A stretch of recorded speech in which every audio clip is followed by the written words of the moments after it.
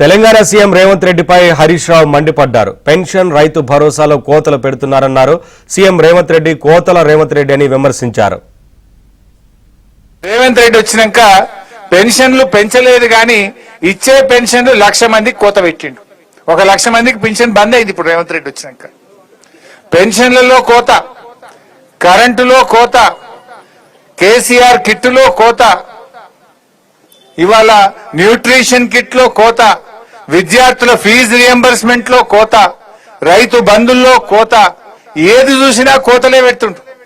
అందుకే నువ్వు ఎనుగుల రేవంత్ రెడ్డి కాదు, కోతల రేవంత్ రెడ్డివి అంట. అన్ని ఇచ్చేదాకా, కోతలు బంధు పెట్టేదాకా, మా పటాన్ చెరువు రైతులకు రైతు బంధు ఇచ్చేదాకా నిన్ను కోతల రేవంత్ రెడ్డి అంటాం.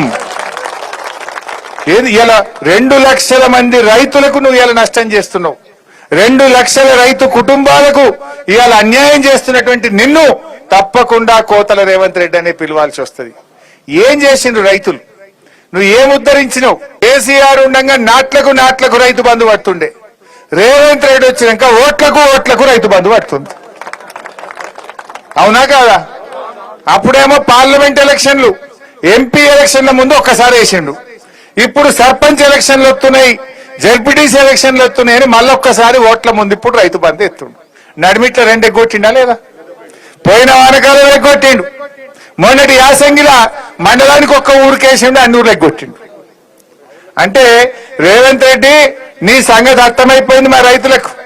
కేసీఆర్ కరోనా వచ్చినా, కరోనా కష్టకాలంలో ఆదాయం లేకపోయినా ఆనాడు కేసీఆర్ గారు ఎమ్మెల్యేల మంత్రుల జీతాలు బంద్ పెట్టిండు, రైతులకు మాత్రం రైతు బంధు చూపించిండు కేసీఆర్.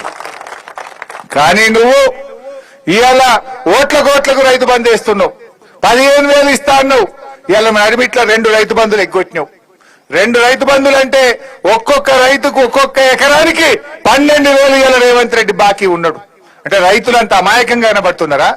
నడిమిట్ల 2 ఎగ్గొడతా, ఇప్పుడు ఓట్ల ముంగట ఎత్తే మళ్ళీ వడ్డేని ఓట్లు గుద్దుతారు అనుకుంటున్నావు. ఏంది బిడ్డ?